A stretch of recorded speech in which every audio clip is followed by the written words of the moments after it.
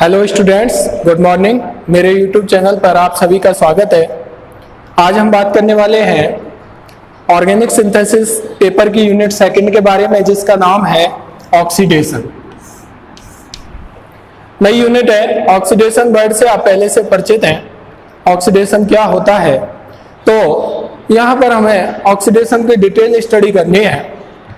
तो ऑक्सीडेशन को डिफाइन करने के कई तरीके हो सकते हैं। यदि हम ऑक्सीडेशन को डिफाइन करें तो पहला हम ये कहते हैं the process in which addition of oxygen will takes place is called oxidation.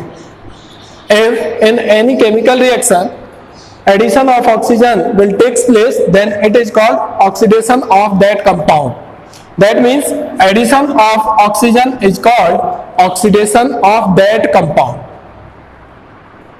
यदि हम बात कर रहे हैं एल्डिहाइड की, तो देखिए यहाँ पर ये एल्डिहाइड, यदि इसमें एक ऑक्सीजन जुड़ जाए तो ऑक्सीजन जुड़ने के बाद ये एल्डिहाइड कन्वर्ट हो जाता है किसमें? एसिड में। करेस्पॉन्डिंग एसिड आपको यहाँ पर ऑब्टेन हो जाता है due to addition of oxygen. This process is called oxidation.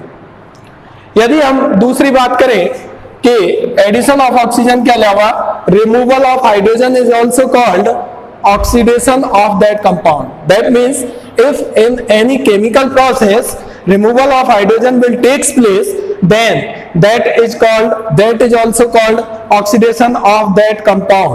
That means यदि हम यहाँ बात कर रहे हैं अल्कोहल की, तो अल्कोहल में से जब दोनों हाइड्रोजन यहाँ से बाहर निकल जाते हैं तो ये किस में कन्वर्ट हो जाता है? एल्डिहाइड। एल्डिहाइड में कन्वर्ट हो जाता है। दैट मीन्स ये दोनों हाइड्रोजन बाहर हो गए, एक हाइड्रोजन यहाँ से और एक हाइड्रोजन यहाँ से, डबल बॉन्ड जनरेट हो गया। तो conversion of alcohol to aldehyde is also called oxidation. That means removal of hydrogen is also called oxidation. Third one is removal of electron is also called oxidation. That means if in any chemical process removal of electrons will takes place, then it is also called the oxidation of that compound. That means if phenoxide ion is there, and this phenoxide ion is loses single electron and convert into free radical form, then this process is also called oxidation of that phenoxide ion. That means removal of electrons is also called oxidation of that compound. Fourth one is this increment in the oxidation state of any atom. If in any chemical reaction oxidation number of any atom will increase, then that atom will be oxidized. That means oxidation of that atom will takes place. For example, in any chemical reaction, if iron Fe+2 converts into Fe+3, then removal of electron will also takes place. That is called also oxidation. But in other manner, if we take the ferrous ion, the conversion of ferrous ion into ferric ion, that means increment in the oxidation state of iron. That means here oxidation state of iron is +2 and here the oxidation state of iron is +3, then also it is called the oxidation. Any one other example we will take here Zn to Zn+2 electron. This is also called oxidation of that compound, that atom here. That means increment in the oxidation state of any atom in any chemical reaction will takes place. That is also called oxidation of that atom. Now fifth criteria for the definition of oxidation is the increment in the oxidation level of carbon atom of the functional group. This is the different and modified form by which oxidation can be defined and can be evaluated. Oxidation of the inorganic compounds. That means we can say that यदि किसी भी chemical reaction में, किसी भी chemical process में यदि oxidation level बढ़ रहा है, ऑक्सीडेशन लेवल से मतलब क्या है? यदि कार्बन एटम जिससे कोई फंक्शनल ग्रुप जुड़ा हुआ है उस पूरे कंपाउंड का किसी केमिकल रिएक्शन में यदि ऑक्सीडेशन लेवल चेंज हो रहा है तो हम उस प्रोसेस को भी ऑक्सीडेशन के नाम से जानते हैं। जैसे इस कंपाउंड की यदि मैं बात कर रहा हूं तो यहां पर इसका लेवल 1 है, अभी हम देखेंगे कैसे 1 है, और उसके बाद इसका ऑक्सीडेशन हुआ है और ऑक्सीडेशन होकर के लेवल, जैसे यहाँ एल्कोहल था कार्बोनिल बन गया है, कीटोन बन गया है, यहाँ पर एल्कोहल था या कीटोन बना है, दैट मींस ऑक्सीडेशन हुआ है, हाइड्रोजन बाहर निकला है, ये भी हम कह सकते हैं। लेकिन यदि हम ऑक्सीडेशन लेवल की बात करें, इस पूरे कंपाउंड का ऑक्सीडेशन लेवल 1 है, इस पूरे कंपाउंड का ऑक्सीडेशन लेवल 2 है। यदि ऑक्सीडेशन लेवल बढ़ रहा है, that means increment in the oxidation level of carbon atom of the functional group, then this process is also called oxidation of that compound. That means in 5 manner we can define the term oxidation. Oxidation को हम 5 तरीके से define कर सकते हैं। पहला, addition of oxygen is also called oxidation. Conversion of aldehyde to acid.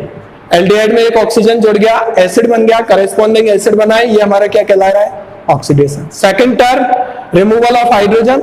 Hydrogen 2 बाहर निकल गए, एक हाइड्रोजन यहां से एक यहां से बॉन्ड बन गया, conversion of alcohol to aldehyde is also called removal of hydrogen and also called oxidation. Third process, removal of electrons.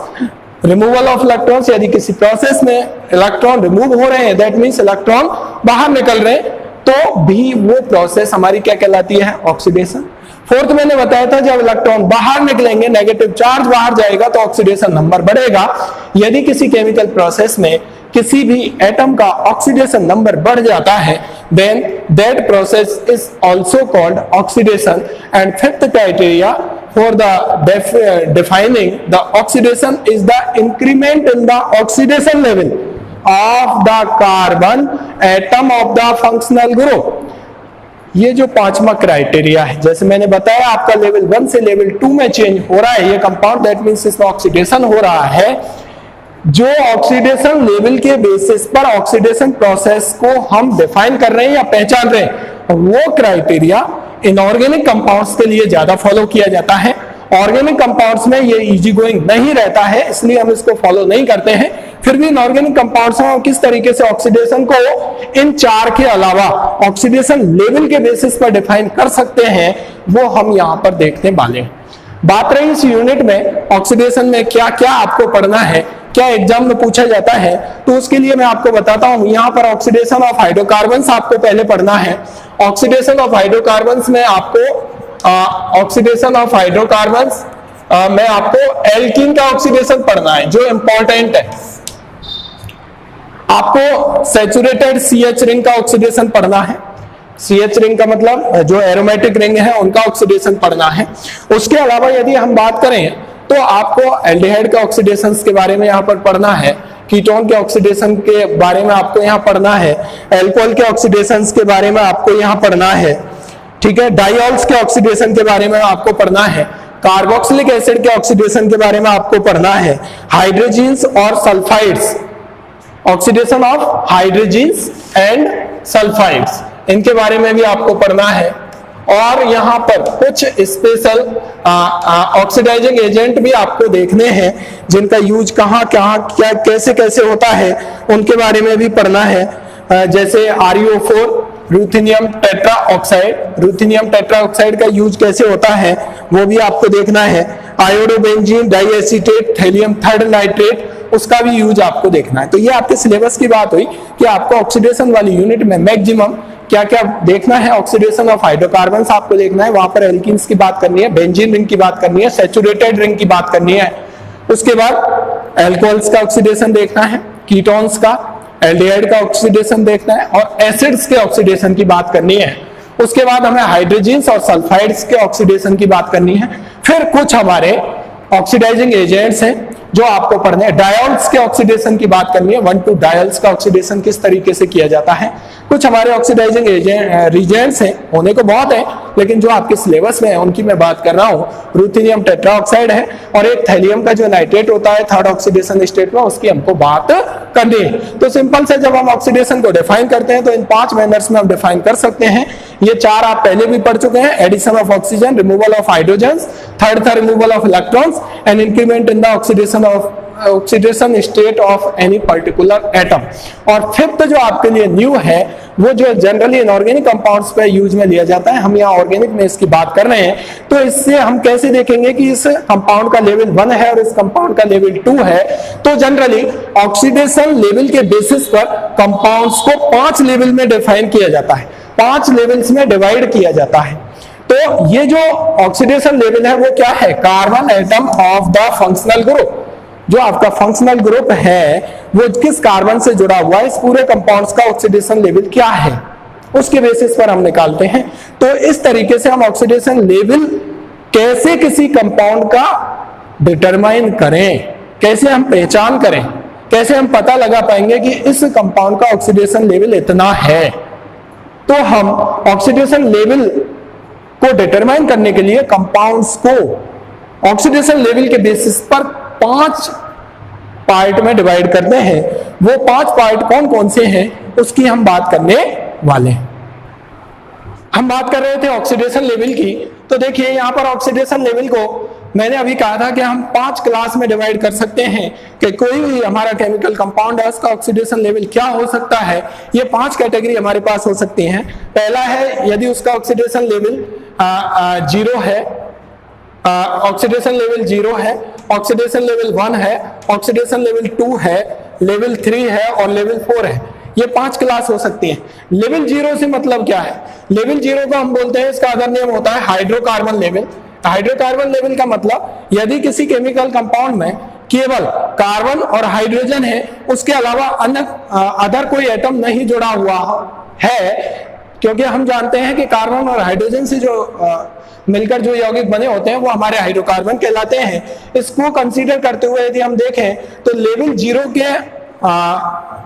0 में जिन केमिकल कंपाउंड को हम कंसीडर करते हैं वहां केवल कार्बन हाइड्रोजन के अलावा और कोई भी उपस्थित नहीं होता है। और इसमें भी हम बात करते हैं तो सैचुरेटेड कार्बन हाइड्रोजन वाले केमिकल कंपाउंड्स इसमें कंसीडर किए जाते हैं।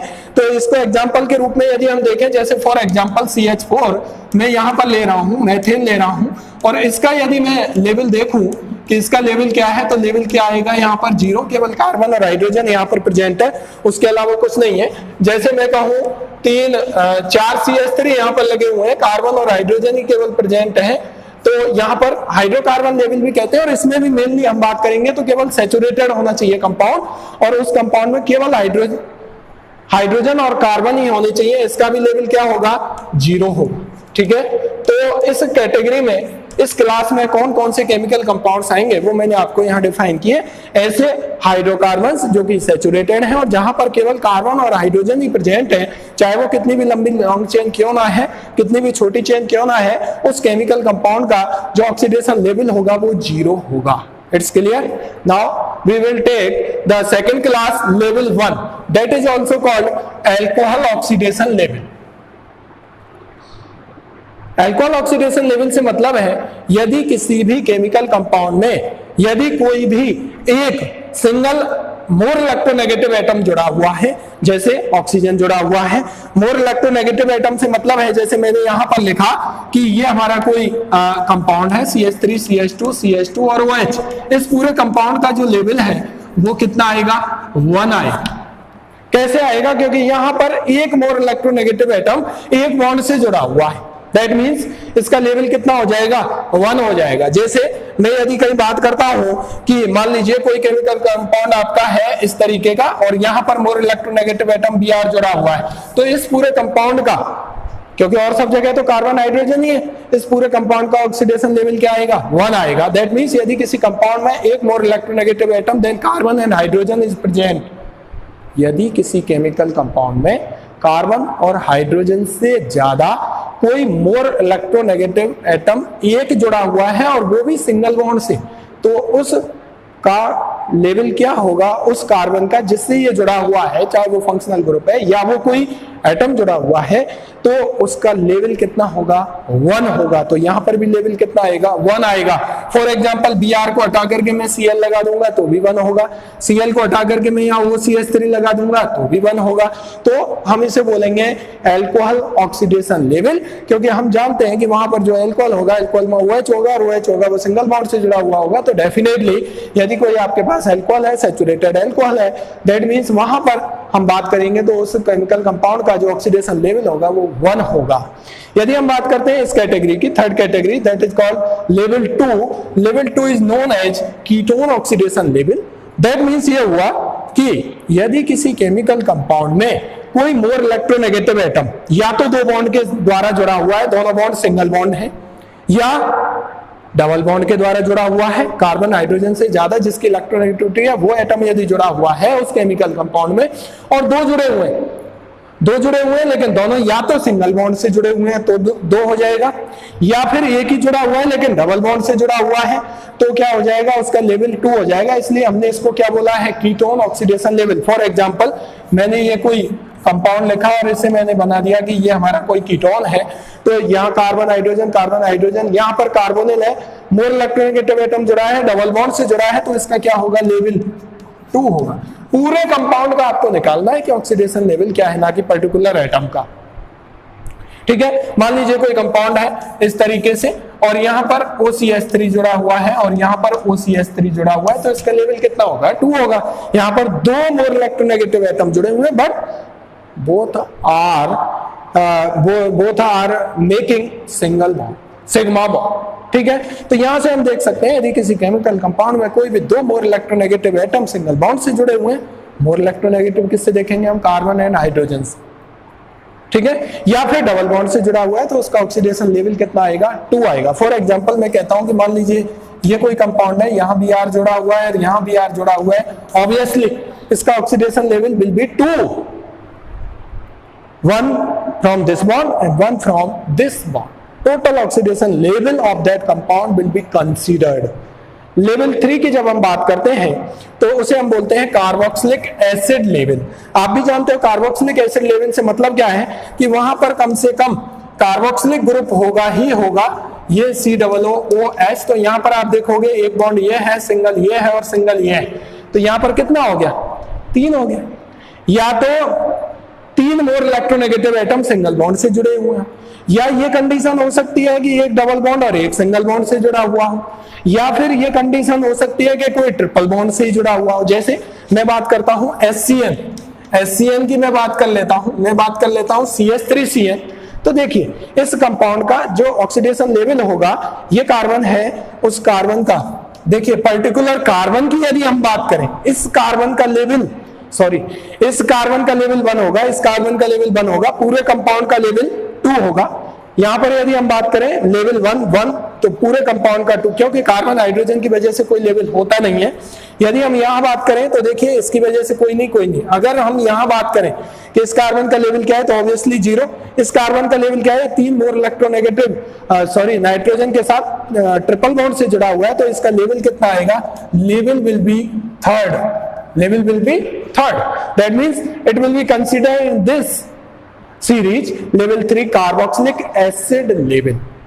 या तो वो कार्बोक्सिलिक एसिड कोई फंक्शनल ग्रुप वहां पर प्रेजेंट हो, यदि नहीं है तो कोई कार्बन यदि ऐसे कंपाउंड एटम से जुड़ा हुआ है जो मोर इलेक्ट्रोनेगेटिव है उससे, और यदि वो ट्रिपल बॉन्ड से जुड़ा है तो भी लेवल 3 होगा, यदि 3 बार सिंगल बॉन्ड से जुड़ा है तो भी लेवल 3 होगा। जैसे फॉर एग्जांपल मैं यहां भी कह सकता हूं कि यहां से ये OCH3 से जुड़ गया तो ऑब्वियसली इस कार्बन का लेवल कितना होगा, ऑब्वियसली 3, इसका 0।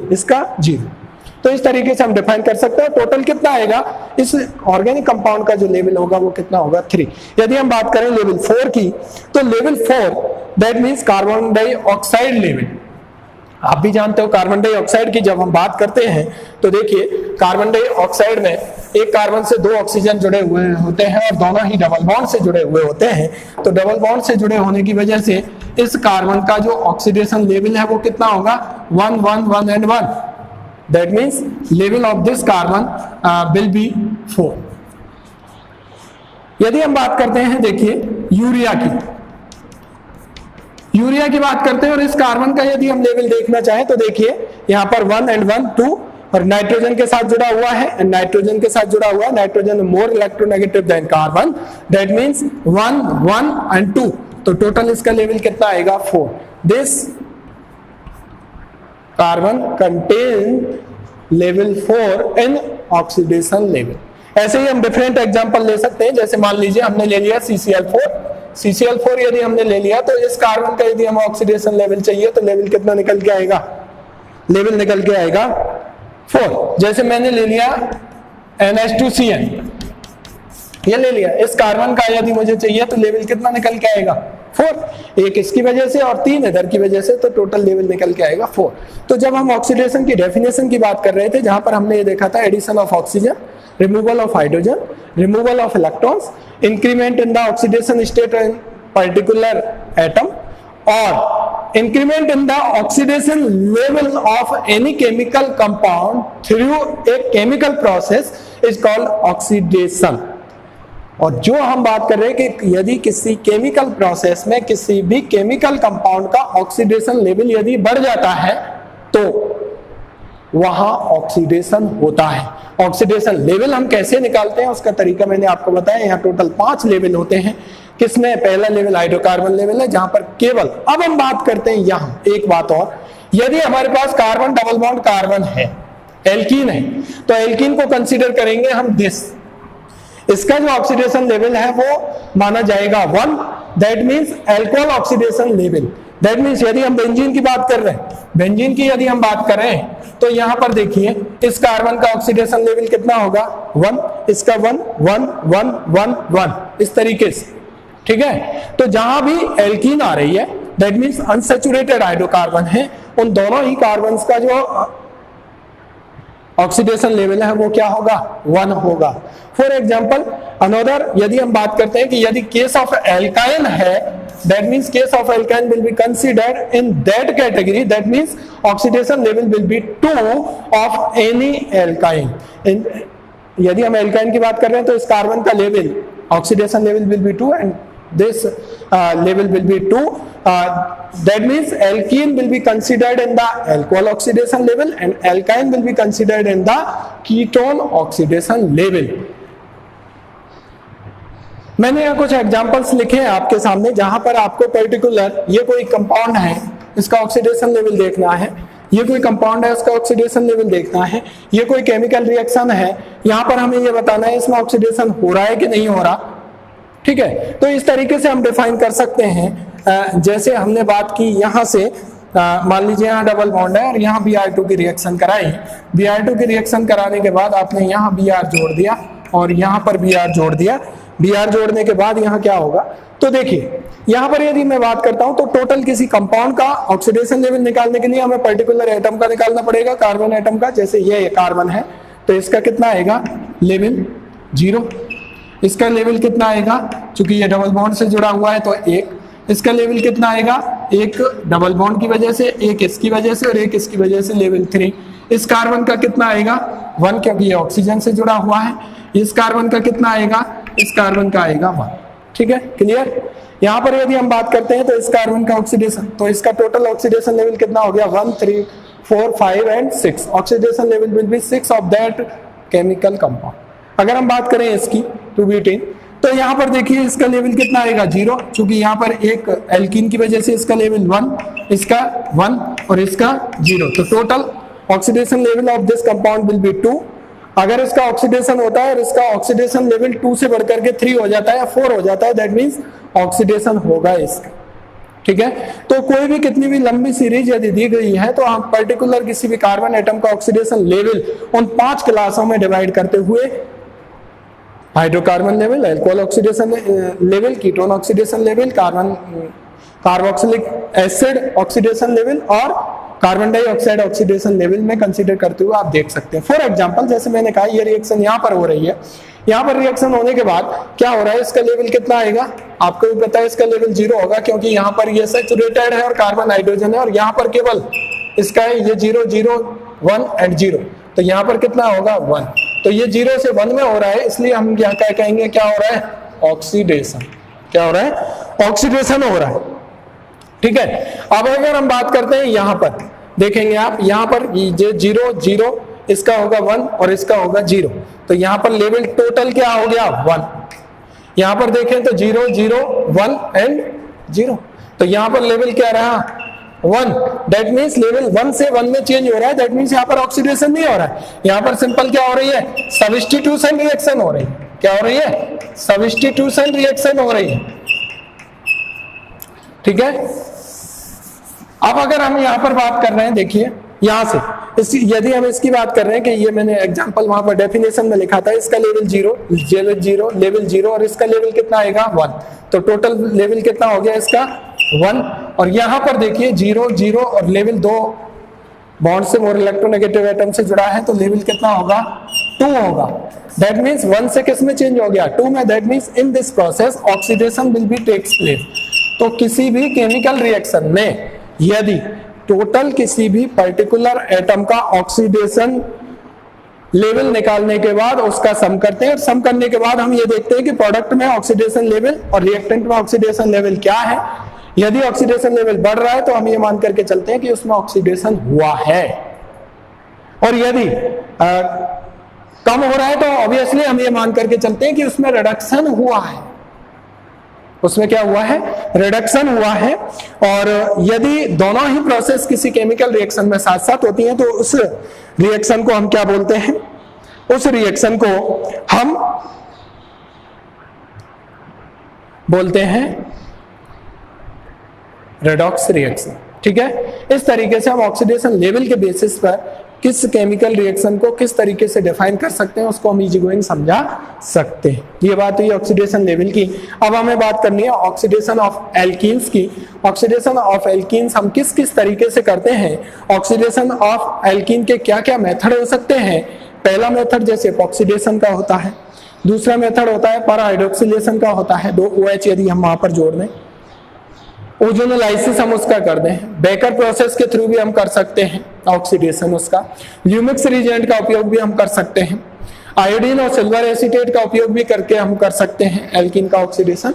तो ऑक्सीडेशन ऑफ एल्कीन के कई मेथड हैं जो इंपॉर्टेंट है। अगली वीडियो में हम ऑक्सीडेशन ऑफ एल्कीन को डिस्कस करेंगे। Thank you.